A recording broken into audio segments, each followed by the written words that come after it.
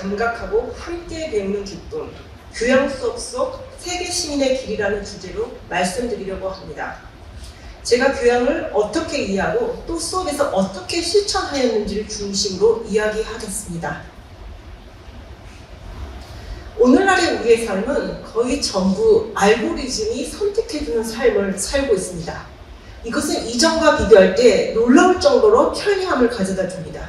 그렇지만 이와 동시에 부정적인 면도 없지 않습니다. 그 중에 한 가지가 자신의 관점을 강화시키고 그 외에 다른 관점들은 배제한다는 사실입니다. 그래서 여러분께서 SNS 댓글을 보시면 대부분 그것은 대화라기보다는 대결의 양상을 띠고 있습니다. 이런 시대에 우리가 필요한 것은 디지털 세계 시민의 교양이라고 할 수 있습니다. 그렇다면 교양의 핵심은 무엇일까요? 저는 이 질문에 대한 답으로 교양의 세 가지 힘으로 정리해 보겠습니다. 교양은 다양한 정보가 들어왔을 때 거기에 대해서 비판적인 질문을 할 수 있는 힘을 길러줍니다. 이것이 사실일까? 다른 관점은 없을까? 내가 이 말을 함으로써 다른 사람을 배제하는 것은 아닐까? 또한 교양은 서로 다름에도 불구하고 대화를 할 수 있게 하고 더 나아가 이해와 공감을 이끌어냅니다. 마지막으로 교양은 이런 말로만 끝나는 것이 아니고 자신이 말하고 했던 것을 행동으로 이끄는 능력을 키워줍니다.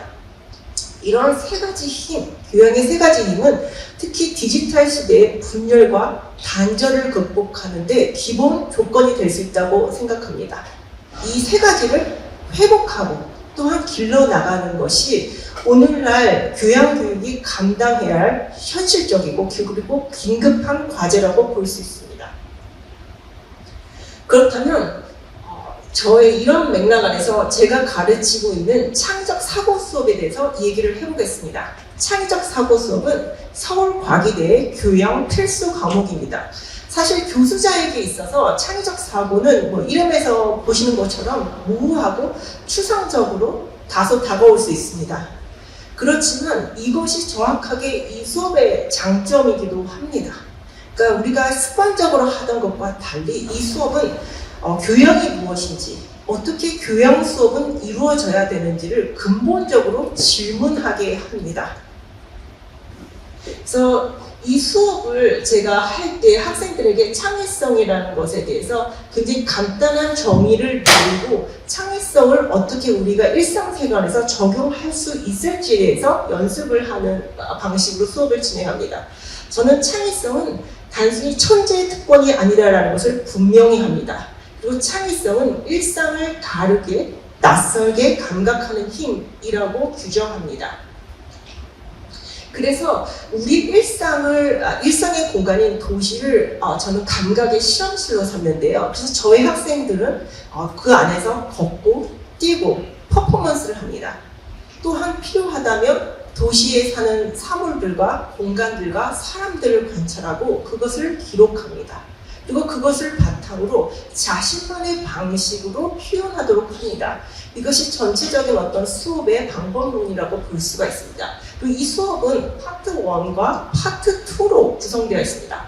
파트 1에서는 19세기 이후 오늘날 우리의 삶을 규정하고 있는 도시와 도시적인 삶의 방식을 이해하는 데 중요한 핵심 개념어를 같이 배우고 이를 바탕으로 일상의 도시 공간을 새롭게 접근하고 또한 해석하는 연습을 합니다. 이 활동 예시는 제가 이제 두 번째 주가 되면 보통 이제 웜업 액티비티로 내는 것인데요. 그래서 학생들이 일반적으로 일상에 마주하고 있는 아니면 도로라든지 아니면 동네에서 흥미로운 지점들을 발견해서 그것을 기록하고 자신만의 방식으로 표현하도록 합니다. 이런 웜업을 통해서 이제 학생들을 제가 또 숙제를 내는 것은 익숙한 사물이나 퍼포먼스로 일상의 도시를 낯설게 경험하게 합니다. 더 나아가서 구성원들과의 대화도 이끌어내게 합니다. 그러니까 예를 들면 자신이 일상적으로 만나지만 인터랙션을 하지 못했던 사람들에 대해서 인터뷰를 하게 한다든지 해서 좀 더 그들의 삶의 환경과 일상을 깊이 이해하게 됩니다. 그래서 제가 인상 깊었던 것은 제 수업을 듣던 어떤 학생이 반찬 가게 사장님을 인터뷰했습니다. 그래서 거의 뭐 일주일에 뭐 2번씩 이렇게 뵙는데 막상 이야기할 기회는 없었는데 이 액티버티를 통해서 새벽에 가서 그분과 이렇게 이야기를 하는 그런 것을 냈는데 그것이 매우 인상적이었습니다. 그래서 이 수업은 작품을 만드는 시간이라기보다는 내 주변과 그 안에 타인의 삶을 다르게 감각하고 경험하는 것을 공부하는 수업이라고 할 수 있습니다. 그래서 파트 2는 이와 비슷한 맥락에서 익숙한 공간을 타자의 시선으로 다시 보기 훈련을 합니다. 연습을 합니다. 제가 가르치는 학생은 1학년, 2학년 학생이세요. 그렇기 때문에 그 말은 한국 사회에서 주류에 속하시는 분들이죠. 그렇기 때문에 좀 더 그들의 시선이 아닌 주변인들 아니면 타자의 시선으로 도시를 다시 경험하게 합니다.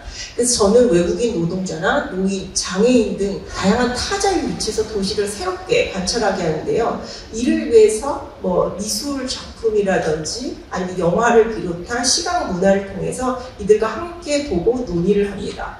그래서 수업 후반에 가서는 학생들에게 예를 들면 뭐 안산이라든지 대림동에 가서 그러니까 이주자들이 많이 사는 그런 동네에 가서 직접 돌아다니고 탐구를 한다든지 아니면 뭐 탑골공원이라든지 아니면 근린공원을 주변을 이렇게 돌아다니시면서 관찰을 하고 아니면 주변에 어르신들이 계시면 이야기를 하게 한다든지 아니면 놀이터에 가서 어린이와 아니면 주변 어른들과의 인터랙션 뭐 이런 방식을 통해서 직접적으로 그들이 경험하고 그것을 자신만의 방식으로 분석, 표현하게 합니다.